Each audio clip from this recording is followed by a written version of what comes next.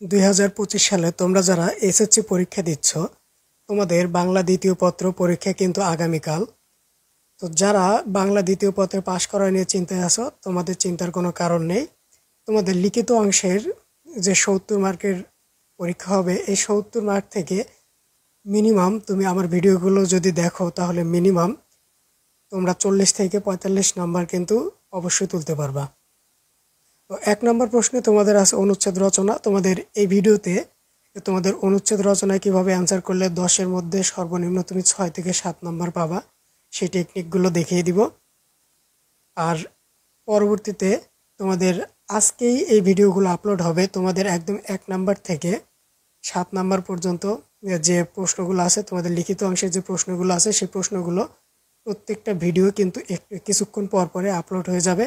তো তোমরা এই ভিডিওগুলো দেখে নিও। তো 1 নম্বর অনুচ্ছেদ রচনাটা আমরা দেখি কিভাবে অ্যান্সার করতে হবে। তো অনুচ্ছেদ রচনায় নাম্বার কত? অনুচ্ছেদ রচনায় টোটাল মার্ক কিন্তু 10। এই 10-এর মধ্যে কিভাবে তোমরা অ্যান্সার করলে সর্বনিম্ন 6 থেকে 7 নাম্বার পাবা, এটাই আমরা দেখিয়ে দিব। তো বন্ধুরা, অনুচ্ছেদ রচনা কিন্তু খুব কঠিন কোনো কিছু না। ইংরেজিতে তোমরা তো ইংরেজি দ্বিতীয় পত্র পরীক্ষা দিয়েছো, প্রথম পত্র পরীক্ষা দিয়েছো, তোমরা প্যারাগ্রাফ কিন্তু অবশ্যই লিখেছো। অনুচ্ছেদ হচ্ছে প্যারাগ্রাফের বাংলা আর কি। জাস্ট তুমি ইংরেজিতে যে প্যারাগ্রাফটা লিখেছো, এইটাই বাংলায় লিখতে হবে, এইটাই হচ্ছে অনুচ্ছেদ। তো প্যারাগ্রাফ যেভাবে লিখেছো, অনুচ্ছেদও সেম একইভাবে লিখতে হবে, কোনো নিয়মের পার্থক্য নাই। তো এই নিয়মগুলো তোমাদের আমি একটু দেখিয়ে দিই। প্রতিটি অনুচ্ছেদের মধ্যে একটি নির্দিষ্ট ভাব থাকতে হবে। অনুচ্ছেদ রচনার ক্ষেত্রে বাক্যসমূহে পারস্পরিক সম্পর্ক থাকতে হবে। অনুচ্ছেদ রচনাটি সহজ সরল এবং প্রাণবঞ্চল হতে হবে। পরে অনুচ্ছেদের বাক্যসমূহ পর্যায়ক্রমে রচিত হওয়া উচিত। এক্ষেত্রে একই কথা পুনরাবৃত্তি করা যাবে না, মানে একই লাইন বারবার লেখা যাবে না। লিখলে কিন্তু তোমরা নাম্বার কম পাবা। যে বিষয় নিয়ে অনুচ্ছেদ রচনা করা হবে, সেই বিষয়ে গভীরভাবে ভাবতে হবে। অনুচ্ছেদ রচনার সময় সাধু ও চলিত ভাষা মিশ্রণ করা যাবে না। তোমরা চেষ্টা করবা সবগুলো শব্দ চলিত ভাষায় লেখার। সাধু এবং চলিত ভাষা কখনো মিক্স করবা না, তাহলে কিন্তু নাম্বার কাটা যাবে। তো তোমাদের প্রথমে কি করতে হবে, দেখো এখানে করোনা ভাইরাস এইরকম একটা হেডলাইন দিতে হবে। এরপরে তোমাদের এই করোনা ভাইরাস সম্পর্কে কি করতে হবে, লিখতে হবে।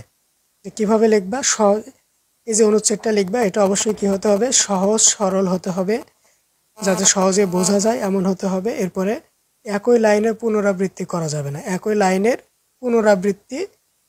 না, এরপরে সাধু এবং চলিত ভাষায় কি করা যাবে না, মিশ্রিত করা যাবে না। অনুচ্ছেদ রচনাকালে বানানের দিকে একটু তোমরা খেয়াল রাখবা, তাহলে একটু এখান থেকেও ভালো মার্ক পাওয়ার সম্ভাবনা থাকে। আর অনুচ্ছেদের বক্তব্য কি হতে হবে, অবশ্যই আকর্ষণীয় হতে হবে। তবে অনুচ্ছেদ খুব বেশি বড় কিংবা ছোট হবে না, এর প্রয়োজন অনুসারে আয়তন নির্ধারণ করতে হবে। অনুচ্ছেদ রচনার আয়তন 10 বা 12 লাইনের বেশি হয় না। এইটা কিন্তু খুবই গুরুত্বপূর্ণ একটা বিষয়। তোমরা কিন্তু অনেকে ভাবো যে যত বেশি লিখবা, 2 পৃষ্ঠা 3 পৃষ্ঠা লিখে আসলা, তোমাদের তত বেশি নাম্বার দিবে। আসলে বিষয়টা কিন্তু এমন না। তোমাকে যে বিষয়টা দেওয়া থাকবে, সেই বিষয়ে ভালোভাবে ভেবে চিনতে এই বিষয়ের যে মূল ভাবগুলো আছে, এইগুলো সহজ সরল ভাষায় উল্লেখ করতে হবে 10 থেকে 12টি লাইনের মধ্যে। এর কম হওয়া যাবে না বা বেশিও হবে না। বেশি হলে শুধু তোমার সময় লস হবে, আর অবাঞ্ছিত কথাবার্তা লেখার কারণে কিন্তু মার্ক কম দিবে। অবশ্যই এই নিয়মগুলো একটু দেখে নেবা। এই নিয়ম অনুযায়ী যদি তোমরা অনুচ্ছেদ লেখো, আশা করি তোমরা 5 থেকে 6 মার্ক ইজিলি পেয়ে যাবা। আর এই ভিডিওতে তোমাদের দেখিয়ে দিই ইম্পর্টেন্ট কয়েকটা অনুচ্ছেদ। যেমন 1 নম্বরে দেখো যে করোনা ভাইরাস, এরপরে 2 নম্বর পদ্মা সেতু। এগুলো একদমই হট টপিক, এগুলো একটু পড়ার চেষ্টা করবা। পরে মেট্রো রেল প্রকল্প, শীতের সকাল, গ্রিন হাউস প্রক্রিয়া, শ্রমের মর্যাদা, দেশপ্রেম, নারী শিক্ষা, বৈশাখী মেলা। এরপরে আরেকটা গুরুত্বপূর্ণ অনুচ্ছেদ হচ্ছে কম্পিউটার। আর তোমাদের গতকালকে কিন্তু আমাদের এই চ্যানেলে তোমাদের জন্য অনুচ্ছেদ এবং আবেদনপত্র, ব্যক্তিগত পত্র রচনা, এগুলোর কিন্তু সাজেশন দেওয়া হয়েছে। ওই সাজেশনটা ফলো করো, পাশাপাশি আজকের এগুলো একটু দেখে নিও, তাহলে কিন্তু অবশ্যই তোমরা ভালো অ্যান্সার করতে পারবা। তো এই ভিডিওতে এই পর্যন্তই। এর পরবর্তী ভিডিওতে আমরা 2 নম্বর প্রশ্নের সমাধান দেওয়ার চেষ্টা করবো। ব্যক্তিগত পত্র অথবা আবেদনপত্র, এই দুইটা তোমরা কেমনে অ্যান্সার করবা, কিভাবে অ্যান্সার করলে ভালো একটা নাম্বার তুলতে পারবা, এই সম্পর্কে কিন্তু পরবর্তীতে ভিডিও দিব। সেই ভিডিও অবশ্যই দেখে নিবা।